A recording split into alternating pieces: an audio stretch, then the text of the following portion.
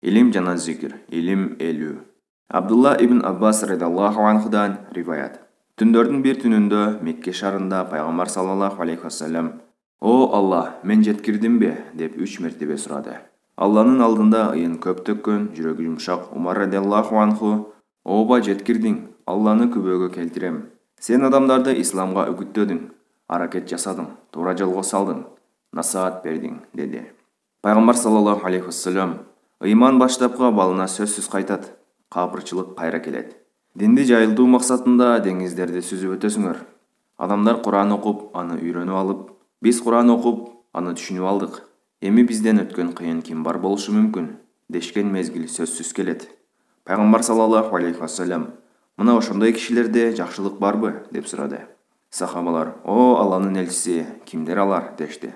Пайгамбар саллаллаху алейхи вассалам: "Алар силерден, башкача айтканда, мусулмандардын үммөтүнөн, ал адамдар тозокко отун болушат" деди. Абдулла ибн Аббас радиаллаху анхудан риваят. Түндөрдүн бир түнүндө Мекке шаарында пайгамбар саллаллаху алейхи вассалам: "О Алла, мен жеткирдимби?" деп 3 мертебе сурады. Алланын алдында ыйын көп төккөн, жүрөгү жумшак Умар радиаллаху анху: "Ооба, жеткирдиң, Алланы күбөгө келтирем. Сен адамдарды исламга үгүттөдүң, аракет жасадың, туура жолго салдың, насаат бердиң" деди. Пайгамбар саллаллаху алейхи вассалам: "Ыйман баштапкы балына сөзсүз кайтат, капырчылык кайра келет. Динди жайылтуу максатында деңиздерди сүзүп өтөсүңөр. Адамдар Кур'ан окуп, аны үйрөнүп алып, биз Кур'ан окуп, аны түшүнүп алдык. Эми бизден өткөн кыйын ким бар болушу мүмкүн? Дешкен мезгил сөзсүз келет."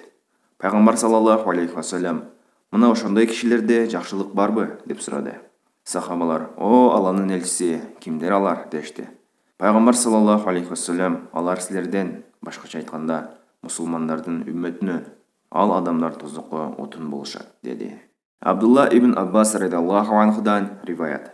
Түндөрдүн бир түнүндө Мекке шаарында пайгамбар саллаллаху алейхи вассалам: "О Алла, мен жеткирдимби?" деп 3 мертебе сурады.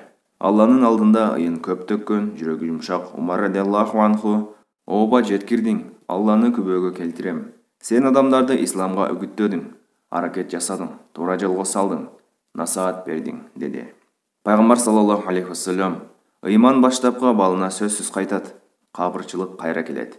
Динди жайылтуу максатында деңиздерди сүзүп өтөсүңөр.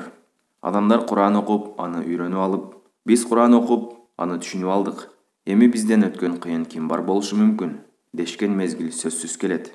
Пайгамбар саллаллаху алейхи вассалам: "Мына ошондой кишилерде жакшылык барбы?" деп сурады. Сахабалар: "О Алланын элчиси, кимдер алар?" дешти. Пайгамбар саллаллаху алейхи вассалам: "Алар силерден, башкача айтканда, мусулмандардын үммөтүнөн, ал адамдар тозокко отун болушат" деди. Табарони